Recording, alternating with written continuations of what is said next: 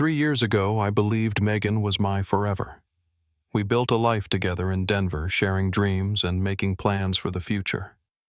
I gave her everything I had, my time, my heart, my complete trust. But one night at 3 a.m., I woke up to an empty bed and a cold pillow. When I called to ask where she was, she screamed that I was too clingy, that I was suffocating her. All I did was care.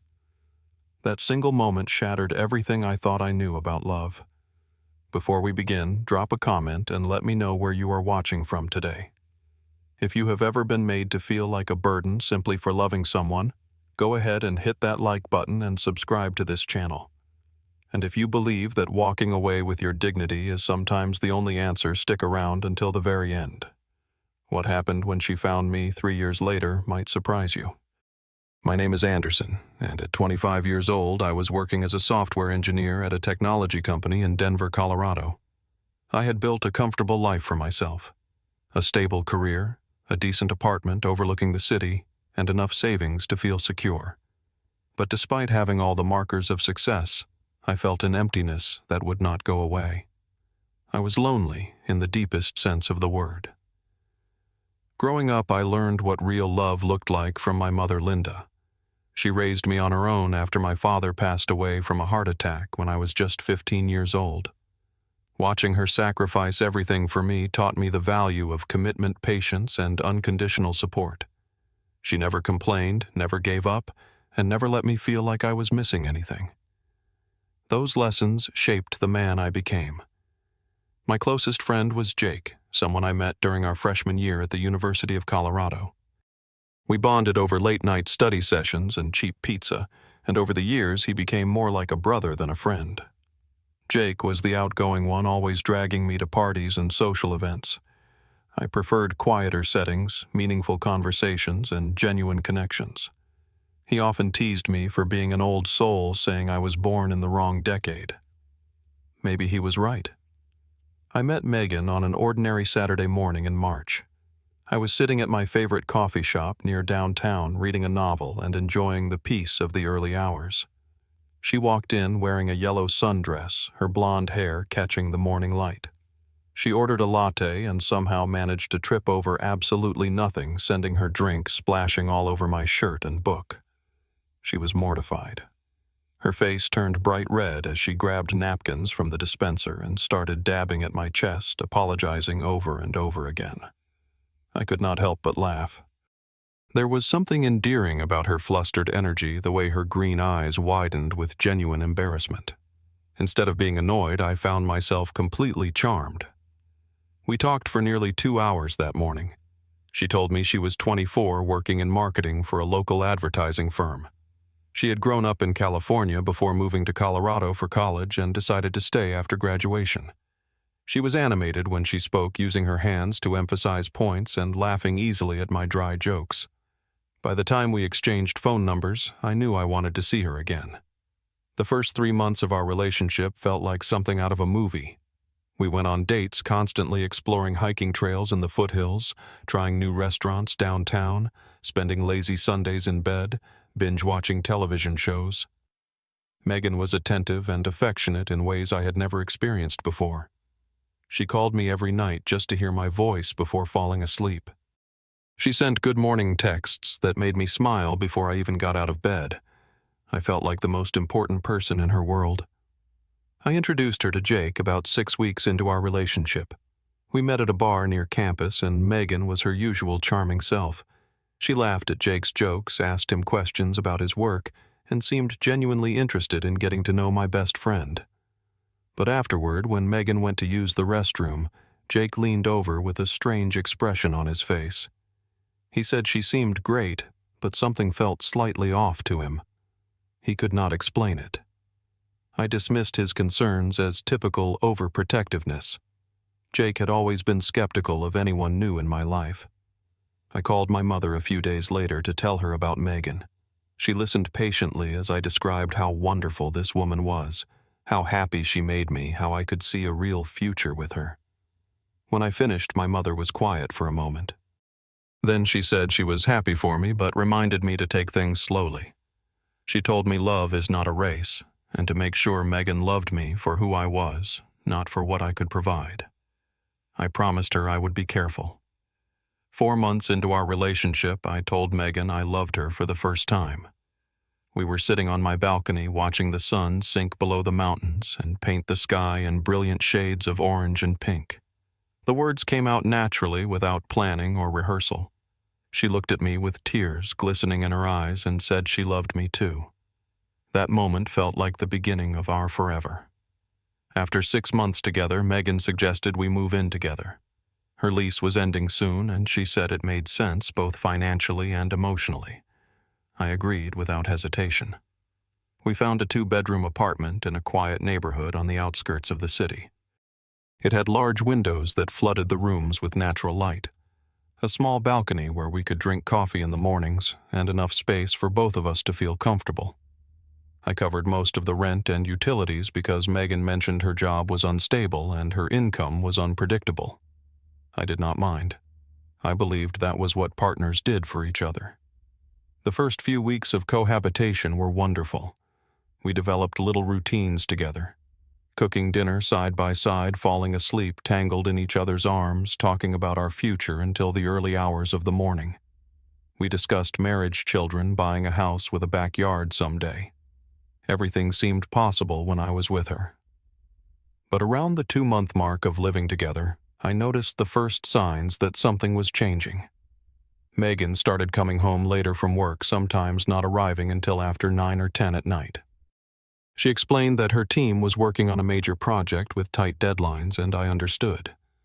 Work pressure was something I dealt with too. I never questioned her because I trusted her completely. One evening I walked into the living room and saw her texting someone, a smile playing on her lips. When I casually asked who she was talking to, she quickly put her phone face down on the couch and said it was just a coworker discussing project details. Something in her voice sounded different, a slight edge that had not been there before. I told myself I was imagining things. I convinced myself that everything was fine. The changes in Megan became impossible to ignore as the weeks went on. By our 8th month together, she was rarely home before 10 or 11 at night. She started going to the gym every evening, which surprised me because she had always claimed to hate exercise. She bought new clothes, got her hair styled more frequently, and began wearing perfume I had never smelled before. She seemed increasingly distracted whenever we spent time together, her mind clearly somewhere else. Her phone became a guarded secret. She changed her password and always kept the screen facing down on any surface. Whenever it buzzed with a notification, she would grab it quickly and angle it away from my view. I tried to push down the paranoia building in my chest. Trust was supposed to be the foundation of our relationship, and I refused to become the kind of boyfriend who snooped through his girlfriend's messages. But that foundation was beginning to crack.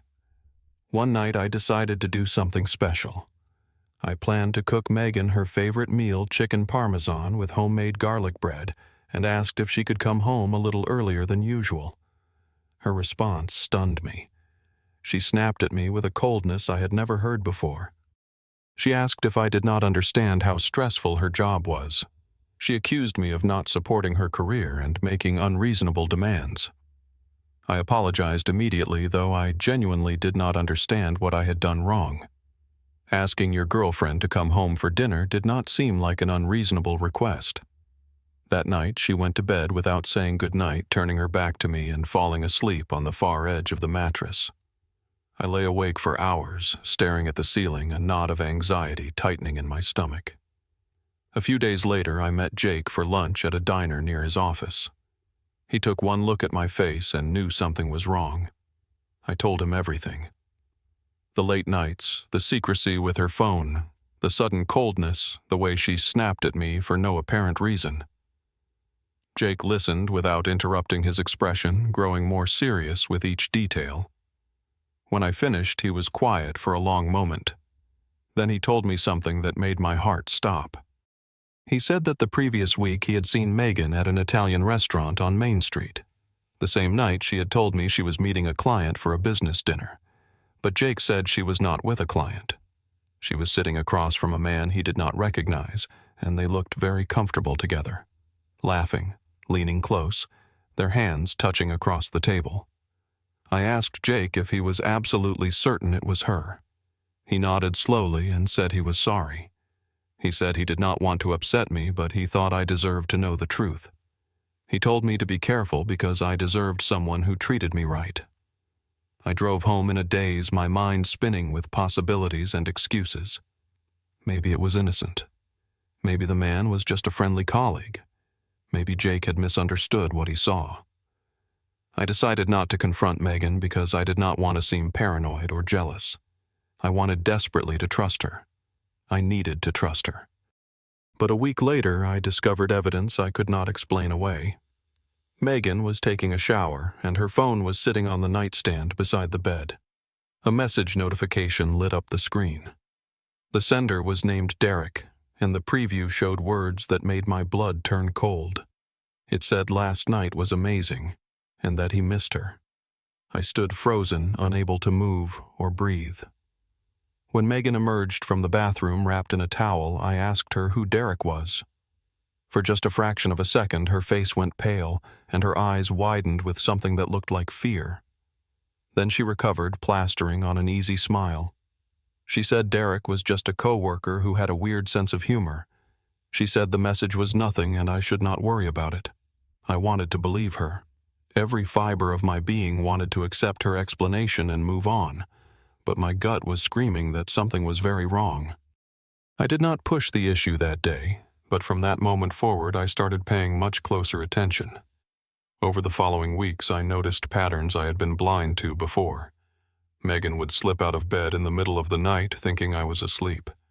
I would hear her soft laughter coming from the living room at 2 or 3 in the morning, the sound of whispered conversations I was not meant to hear. When I asked who she was talking to at such late hours, she always had an excuse ready. Her sister was going through a difficult time. A friend needed advice about a breakup. Each explanation sounded plausible enough on its own, but together they formed a picture I could no longer ignore. By our 10th month of living together, our relationship existed in name only. Megan had work emergencies almost every weekend that required her immediate attention. She went on overnight business trips with increasing frequency, sometimes 2 or 3 times a month. When I suggested we take a vacation together, just the 2 of us, to reconnect and spend quality time with each other, she dismissed the idea immediately. She said she was too busy, that I did not understand the demands of her career. Our intimate life had effectively ended. Megan moved into the second bedroom, claiming she needed her own space to work late at night without disturbing my sleep. I felt like a ghost in my own home, invisible and unwanted, living alongside someone who seemed to have forgotten I existed. One evening, feeling more alone than I had ever felt in my life, I called my mother. I did not tell her everything that was happening, but she could hear the pain in my voice. She listened quietly as I spoke in vague terms about feeling disconnected and unsure about my relationship. When I finished, she offered me advice that would stay with me forever. She said not to try to hold on to something that does not belong to me. At the time, I did not fully grasp the weight of her words, but I would understand them soon enough. The night that changed the entire trajectory of my life arrived on a cold Friday in late October. I woke up suddenly at 3 in the morning, my hand instinctively reaching across the mattress. The sheets on Megan's side were cold. She had been gone for a while. I got out of bed and searched the apartment. The bathroom was empty. The kitchen was dark. The living room was silent. Her purse was missing from the hook by the door, and her car keys were gone from the bowl on the counter. My heart began racing as I grabbed my phone and called her number. It rang 5 times before going to voicemail. I called again, my anxiety rising with each unanswered ring. On the 3rd attempt, I left a voicemail asking her to please call me back. Then I sent a text message asking where she was and telling her I was worried. 20 agonizing minutes passed before my phone finally rang. Megan's name appeared on the screen and I answered immediately. But instead of concern or apology, I was met with irritation. Her voice was sharp, annoyed, as if my call had interrupted something far more important. I asked her one simple question. Where was she at 3 in the morning? Her response detonated like a bomb in my chest. She screamed at me through the phone. She told me I was too clingy. She demanded that I give her space. She said she went out with friends and asked sarcastically if that was now considered a crime. She accused me of suffocating her and said she needed room to breathe. She told me she was exhausted by my constant checking up on her and reminded me forcefully that she was not my property. I sat in the darkness of our bedroom, her words hitting me like physical blows. All I had done was wake up and notice that the woman I loved was not beside me at 3 a.m. In any healthy relationship, expressing concern for your partner's whereabouts in the middle of the night would be completely normal. But Megan had twisted my love into something ugly.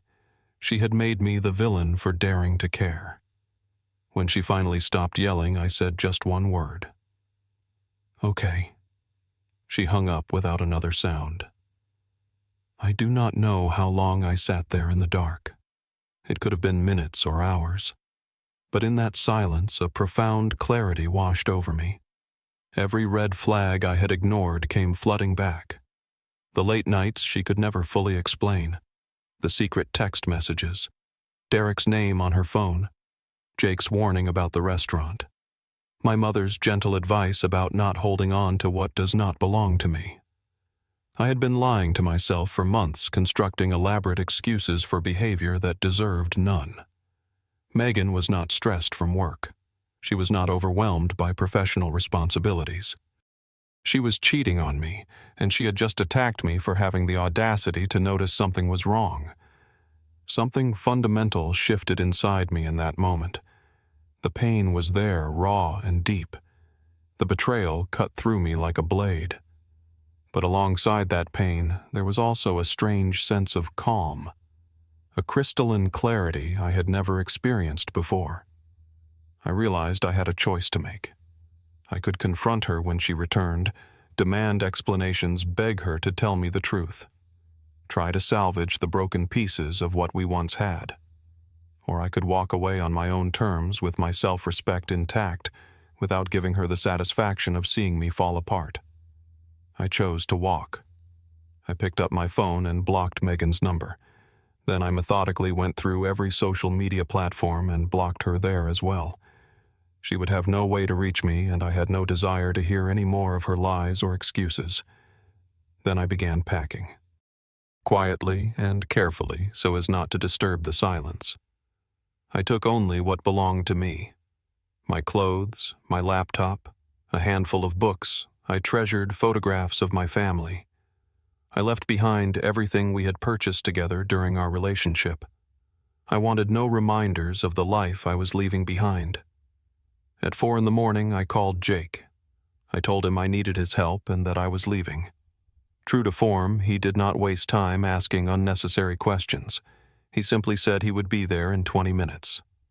Jake arrived before 5. Together, working in near silence, we loaded my belongings into my car. The apartment remained dark and empty. Megan had still not returned from wherever she had been. Part of me wondered where she was at that moment, whose bed she was lying in while I packed up the remnants of our relationship. But a larger part of me realized I no longer cared. She had stopped being my concern the moment she called my love suffocating. I took one final look at the apartment before walking out. This place had once represented everything I hoped to build. A home, a future, a partnership with someone I thought I would spend my life with. Now it felt like a prison cell I was finally escaping. I left my key on the kitchen table. No note, no explanation, no final words. Just my key and the silence. I drove through the remainder of the night, heading south with nothing but the open road ahead. I had decided on Austin, Texas as my destination. I knew the technology industry was thriving there, which meant job opportunities would be plentiful. More importantly, Austin was far enough away that I could genuinely start over.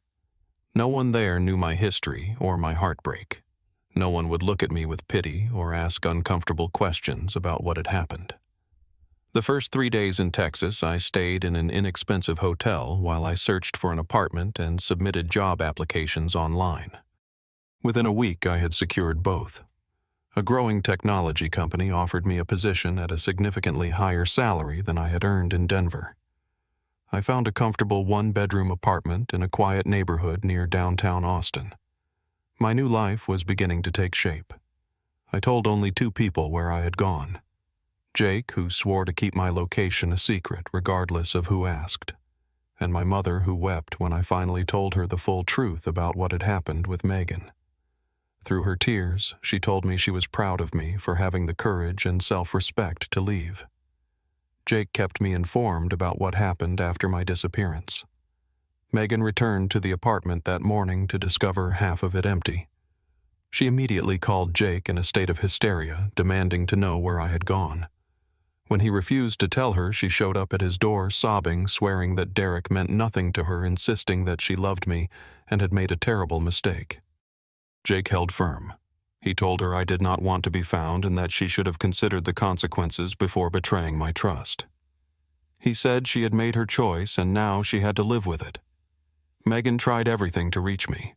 She created new accounts on social media platforms to bypass my blocks, but I identified and blocked each one. She called my mother repeatedly, but Linda refused to provide any information. After several months of failed attempts, the efforts finally stopped. I assumed Megan had accepted reality and moved on with her life. I certainly had. 3 years passed in what felt like the blink of an eye. I was 28 years old now, and my life in Austin had exceeded every expectation I had when I first drove into the city with nothing but my belongings and a broken heart. I had been promoted to senior engineer at my company, a position that recognized years of hard work and dedication. I had saved enough money to purchase a small house in a peaceful suburb outside the city. It had a backyard large enough for a vegetable garden, a covered porch where I could sit and read on quiet evenings, and enough space that I was already considering adopting a dog. I had built an entirely new social circle from scratch. Marcus, a coworker I met during my first week at the company, had become one of my closest friends. He was married with 2 young children, and his family had essentially adopted me as an honorary uncle. My neighbors were friendly and welcoming, inviting me to weekend barbecues and offering help whenever I needed an extra set of hands for projects around the house. Jake flew down to visit a few times each year, and we always picked up exactly where we left off. I had also begun dating again.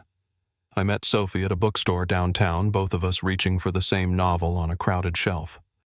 She was a kindergarten teacher with warm brown eyes and a laugh that made everyone around her smile. We took things slowly, neither of us in any rush to define what we were. But the connection felt genuine and healthy in ways my relationship with Megan never had. Sophie knew about my past, and she never once made me feel clingy for caring about her.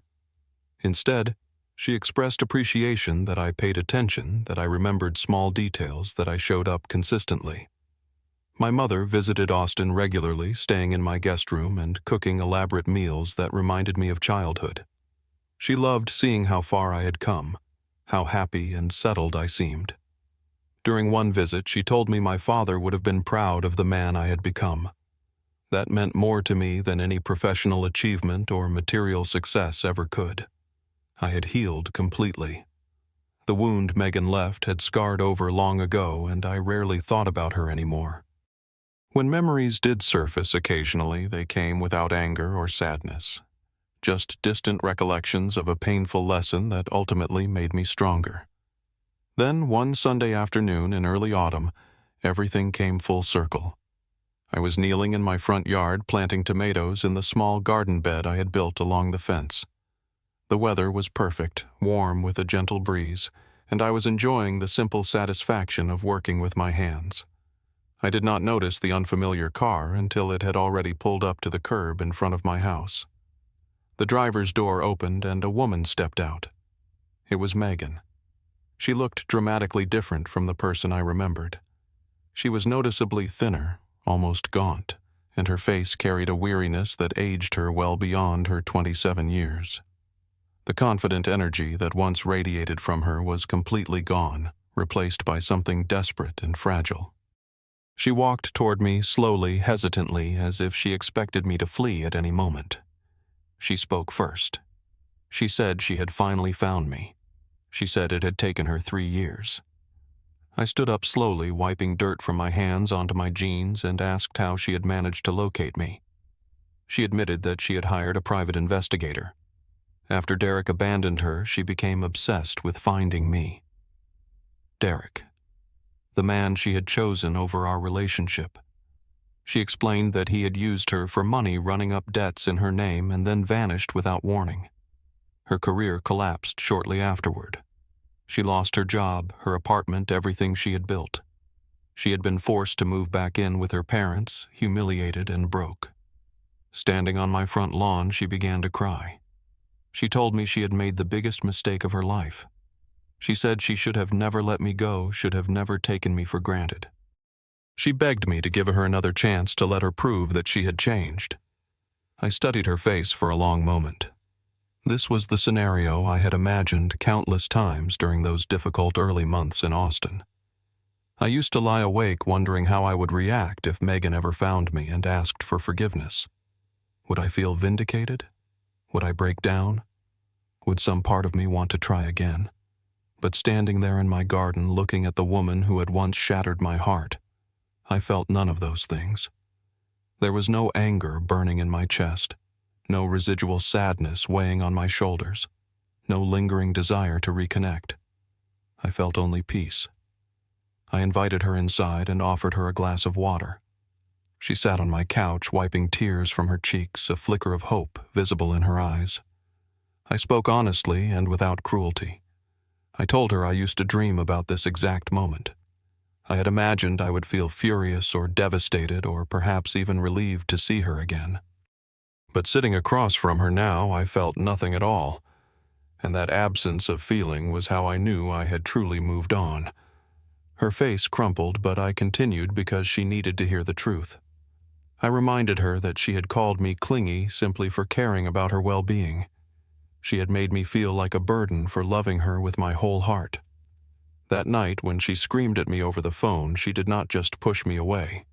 She set me free. I told her I forgave her. I meant those words sincerely. Carrying resentment would only poison my own peace, and I refused to let her actions have that power over me anymore. But I also made clear that forgiveness did not mean reconciliation. I would never go back to her. My life was in Austin now. I had built something meaningful from the ashes of what she destroyed, and for the first time in years I was genuinely deeply happy. Megan nodded slowly, finally understanding that there was nothing more to say. She rose from the couch and walked toward the door. Before stepping outside, she paused and said she hoped I would find everything I deserved in life. I smiled and told her I already had. I watched her car disappear around the corner at the end of my street. Then I returned to my garden and continued planting tomatoes as if nothing had interrupted my afternoon. A few minutes later, my phone buzzed with a text from Sophie asking if I wanted to grab dinner that evening. I replied immediately that I would love that. Looking back now, I understand that life has a peculiar way of teaching us exactly what we need to learn. I spent a year with the wrong person, enduring months of pain and betrayal that nearly broke me. But those difficult experiences gave me something invaluable in return. They taught me that genuine love should never make you feel like a burden. They taught me that caring about someone is not clingy or suffocating. It is simply human. And they taught me that sometimes the most courageous thing you can do is walk away without a word and give yourself the life you deserve. To anyone listening who has ever been made to feel guilty for loving too deeply or caring too much, please hear me when I say this. The problem was never you. The right person will never make you feel like you are too much. They will make you feel like you are exactly enough. So if you are currently holding on to someone who does not value your heart, perhaps it is time to consider letting go. Block their number. Pack your belongings. Start somewhere new.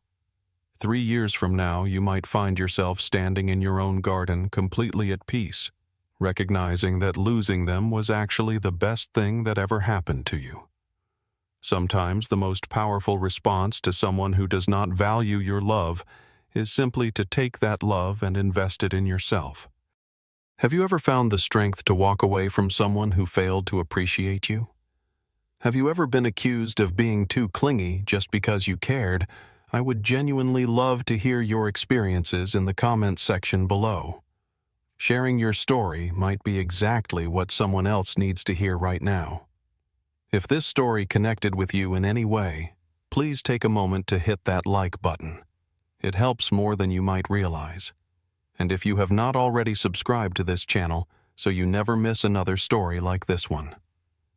While you are at it, share this video with a friend who might need to hear this message today. You never know whose life you might change. Thank you so much for staying with me until the very end. I am genuinely grateful for each and every one of you who took the time to listen. Wherever you are in the world at this moment, I hope you find the courage to choose yourself whenever love stops choosing you. You deserve peace in your heart. You deserve authentic happiness. You deserve someone who will cherish your love instead of calling it a burden. Take good care of yourself, and I will see you in the next story.